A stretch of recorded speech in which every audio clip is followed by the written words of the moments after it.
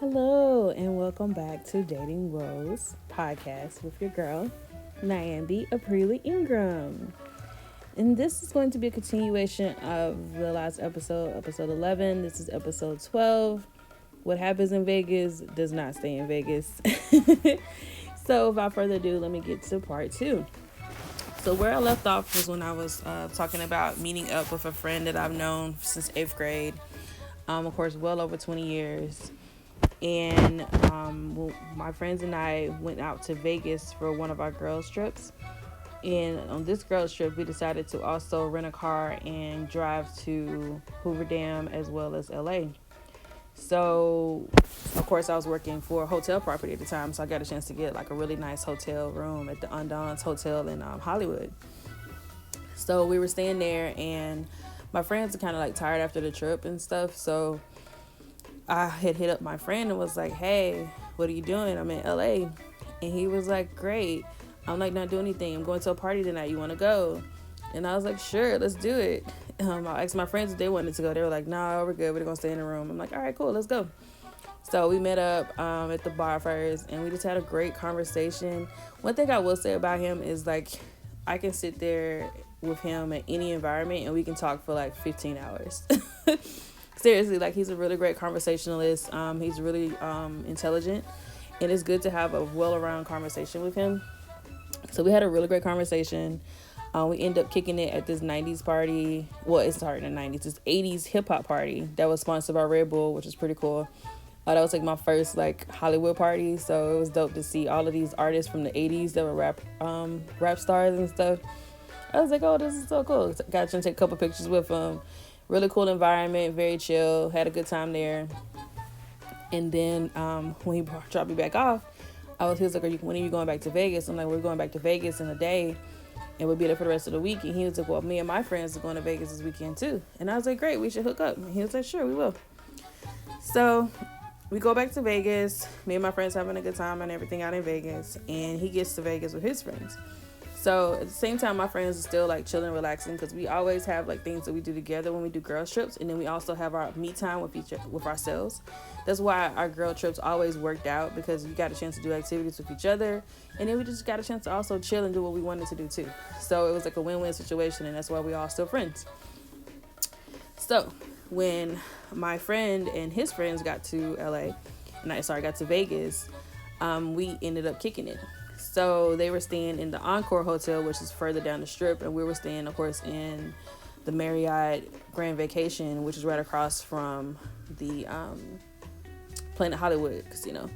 So I ended up hanging out with him at the Encore. And that was my first time in the Encore Hotel. Like, I always passed by it, but never actually went physically inside of it. So it was really cool to see the rooms. Everything was, of course, definitely upgraded before like any of the other rooms out there at the time. So it was really like nice and neat.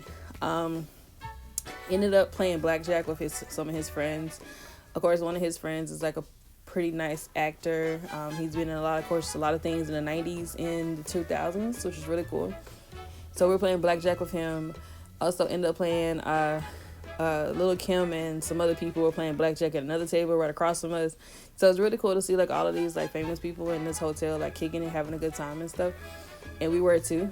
And then we end up just having like amazing time. I would say this is one of the best times I've had in Vegas. In actuality, we ended up staying up for 48 hours, which is crazy. I didn't realize that I had been up for 48 hours until like I saw the sunrise twice, because especially when you're inside the casinos, they have it blocked off where you can't see the sunlight. So I hung out with him for one day, and we would continue to hang out until the next day. And I didn't go to sleep when I got back to my friends, and we hung out and did some stuff, and I didn't go to sleep. And then I ended up hanging out with him the rest of the night after my friends went to sleep. So it was like a continuation. Like, I didn't sleep for 48 hours basically. Like, when I got on that plane and put my seatbelt on, I was knocked out before we even took off. I put my headphones on. I was gone completely. It was so crazy. But I digress. So basically I ended up having such a great time. And I would say like during the 48 hours of staying up and hanging out, I got a chance to actually spend some quality time with him. I haven't done that before. So it's kind of cool just be me and him, and we were vibing like really well and stuff. So we ended up making out and everything, which was really great. We had such a great time. And he walked me to my car because it was time for us to fly out that morning. So so I ended up actually I didn't even realize it was like 6 o'clock in the morning till like I looked at my watch and I was like, wait a minute, it's 6 o'clock in the morning. Why are we still up? It's like my flight leaves at like 9. I gotta get to the airport. So I had to hurry up and like get to the car and stuff. And when we got to the car, he held my hand and stuff, and he was like, I had such a great time with you. And I was like, I had a great time with you too. And we ended up like kissing again, which is like so weird because the last time we did that was like 8th grade. So it's kind of weird to do it again like in our 20s or whatever. So I was just like, all right, whatever. So after that moment, we actually ended up talking, and we talked for like a very long time. Like we would talk through text messages, phone calls. I know he was really busy with his job because he's working for some pretty big name people out here in LA. So I was like, all right, cool. Let me just figure this out. Let me just like see where his head is at. At the time I was like dating, but I wasn't fully in a relationship with anyone. So I would talk about my relationships. I would talk about my problems.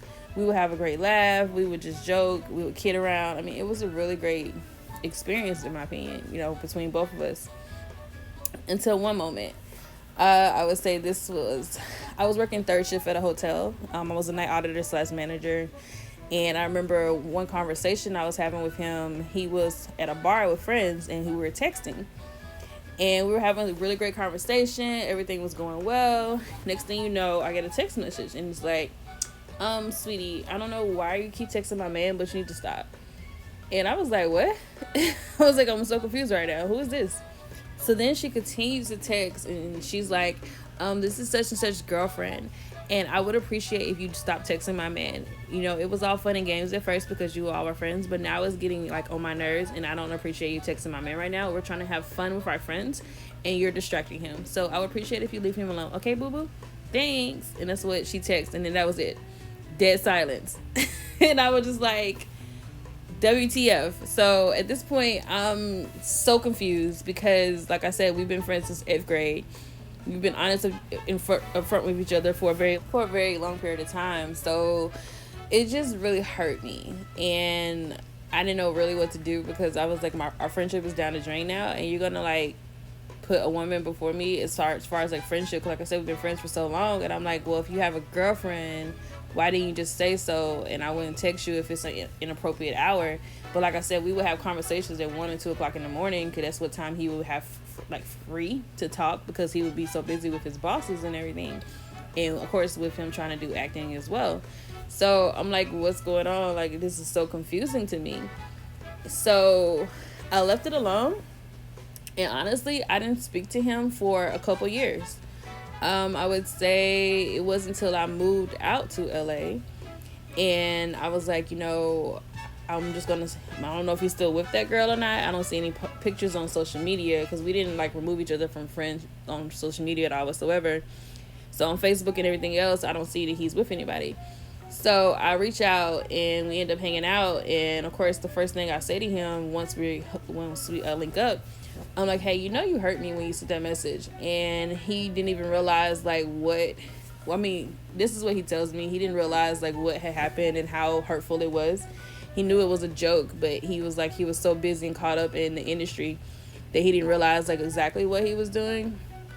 So I had to really take a step back because I'm like, do I want to continue to have friendships with this man, or do I want to like just keep him in a distance?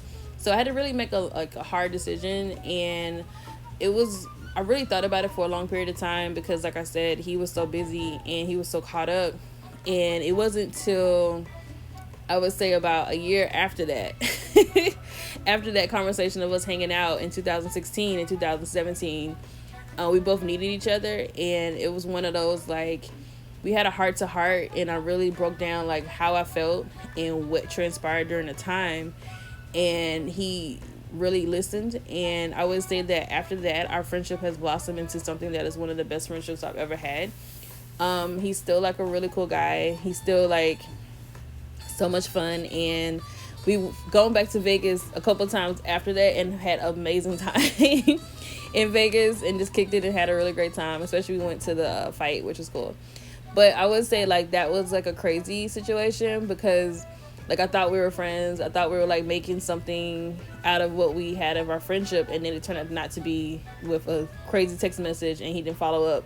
So yeah, it was one of those like crazy things. But I would say like I'm a really forgiving person, especially when it's not too drastic that what happens to me and what transpires.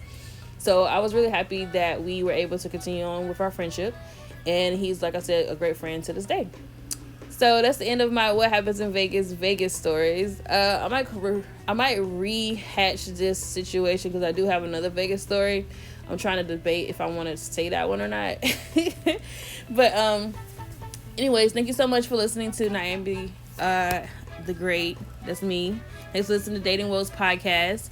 You can definitely hit us up at www.datingwoes.com. You can also follow us on social media at dating underscore woes or Dating Woes podcast on any media outlet. You can also Google Dating Woes podcast. It comes directly up on Google search, which is amazing now. You can follow me on my website and at www.nyambithegreat.com, or hit me up at Nyambi the Great. Thank you so much for listening, and you all have a wonderful and amazing day. Peace.